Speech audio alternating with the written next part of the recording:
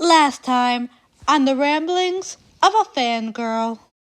The world of Hunter x Hunter is truly remarkable, but I think the thing that really makes this series is the characters, especially the main four. They're also likable and well-rounded that you can't help but get attached to them. And the show just has so much heart. I really felt Killua's fear when his brother Illumi dominated him during the last round of the Hunter exam, and I really felt Gon's determination when he wouldn't surrender during his fight with Handu. In case it wasn't obvious, I'm really loving this show so far. Does this fangirl's opinion still hold water? Well, there's only one way to find out. When Kurapika tells the gang that Hisoka has information to share about the Phantom Troop on September 1st, it doesn't take long for them to realize that Hisoka wants to meet him at an annual auction that will be held in York New City. And since many important and wealthy people from across the globe come to attend this auction, they assume the Phantom Troop might be there too. Cause what else do rich and murderous edgelords gotta do, am I right? And when all that's said and done, Kurapika decides to find someone to employ him so he can earn money for the auction, and Lorio decides to go back home to pursue his medical studies. After the two bid a temporary farewell to Gon and Killua, the preteens find themselves faced with two problems. One, Gon needs to train so he can beat Hisoka in the fight, because that's the only way Hisoka will take back the badge he let Gon keep during the Hunter's exam. And two, their wallets are emptier than the void that is my life. So the two of them decide that the answer to both their problems lie in Heaven's Arena, which is a 200-story competitive fighting ring that is totally not based off of the Burj Khalifa. While there, our heroes face many formidable opponents and meet the mysterious Master Wang, who trains them and another boy named Lucy in the art of Nen, which is a technique that allows a living being to use and manipulate their own life energy, proving that these boys not only have to train their bodies, but their minds and their spirits.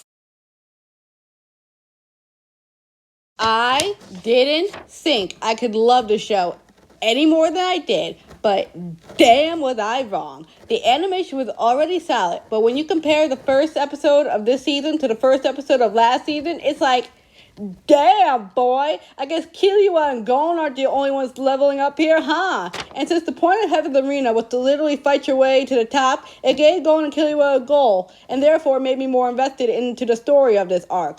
And the Nen system is just so complex. For example, it was really fascinating to hear that you can be one of 6 types of Nen users: a transmuter, an emitter, a conjurer, an enhancer, a specialist, or a manipulator.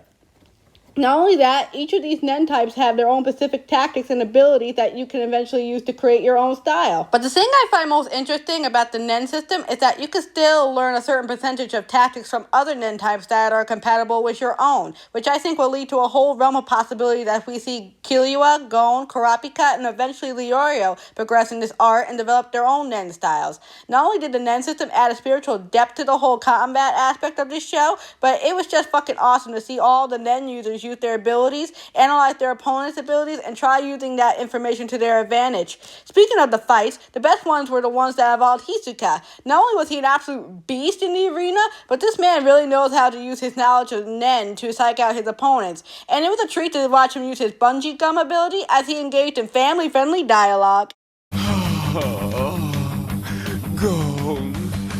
Gone. That's good. You're so very good.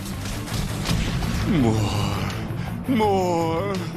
Lovely, right? And by the way, that fight between Hisoka and Gon was epic. Though I'm not surprised that Gon lost him, because it felt too soon for him to win. Though it was still satisfying to see him return to quote-unquote favor in the middle of the fight by giving Hisoka a major pounding that was very much akin to the one that Hisoka gave him on Devil's Island. And speaking of Gon, I just loved his determination and eagerness in this arc. It was also great that the writers established the fact that even though he's strong, he's still not invincible. I mean, he was forced to take a 2-month-long break from fighting and training because of the injuries he faced during his first fight on the 200th floor. And the aforementioned loss to Hisoka symbolizes the fact that even though he's come a long way, he still has a long way to go. And I can't wait for the rematch between these two.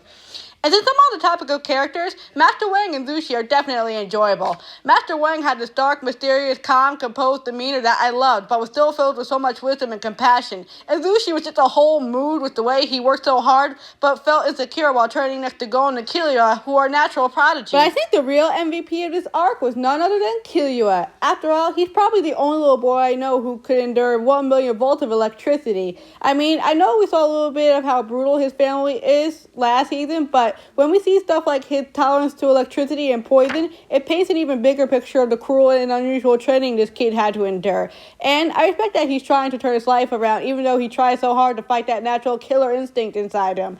I also love how protective he was of Gon and Zushi. This dude wasn't playing any games when it came to his friends.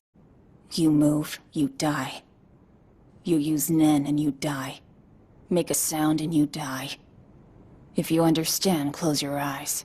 Speaking of friendship, can we take a moment to appreciate the friendship between Gon and Killua? These two have worked so hard to get stronger together this season and have done nothing but support each other throughout the course of the series. I mean, Gon really stuck his neck out to help save Killua from his family last season, and now Killua's ready to cut bitches over his friend? True bros right there. Also, I love how Killua is not afraid to give Gon a little tough love when needed, like telling him, hey, you should have been careful during that match, or hey, if you want to beat Hisoka, then this isn't the time to be goofing around. I also love the little touchy moments between them, like when they were talking under the stars on Whale Island, and Killua told Gon that he admired him because Gon had a goal to find his father, and meanwhile, he didn't know what he wants to do yet. Gets me every time. All in all, Season 2 was one hell of a ride, and I can't wait to see what Season 3 has in store for me.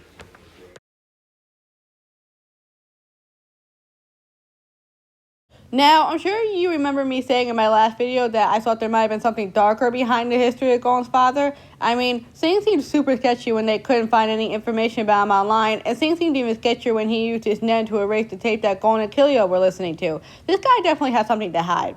However, I don't believe he's truly as heartless as he made himself out to be on the tape. And when another clue he left behind was a rare game called Greed Island that could only be accessed by hunters, I began to wonder if this tied into the rumors that Sato told Gon about. For example, I'm starting to wonder if he saw other hunters in danger and then did some shady stuff in order to get the money to rebuild these ruins to use as a safe haven, and now acts as a sort of Robin Hood figure to protect these refugee hunters. And I wonder if the Greed Island game is a sort of secret map to get there. But it looks like it's not going to stay secret for long since Killua's otaku brother is trying to break the code. And I also wonder if the origins of Greed Island somehow tie into the mystery of Gon's mother. I also remember this riddle from the first season. You learn both your son and your daughter have been kidnapped. You will only be able to rescue one of them. Choose one for your son and two for your daughter. I have a feeling that Gon is going to find himself in this kind of position with Killua and his father. And in my last video, I suspected that Hisoka had a connection to the Phantom Troop, and then I saw this. Yeah, I know he's only masquerading as a member of the troop, but I was still right about him having some sort of tie to them. And then the narrator said this at the end of the episode. Hisoka has been masquerading as a member of the Phantom Troop. But to him, the Phantom Troop is nothing more than another target. So, obviously I'm expecting to see fights between Hisoka and at least some members of the troop. And the fact that Hisoka is willing to divulge information about the troop to Kurapika makes me wonder if he plans to use Kurapika as a pawn in his game. But that still remains to be seen.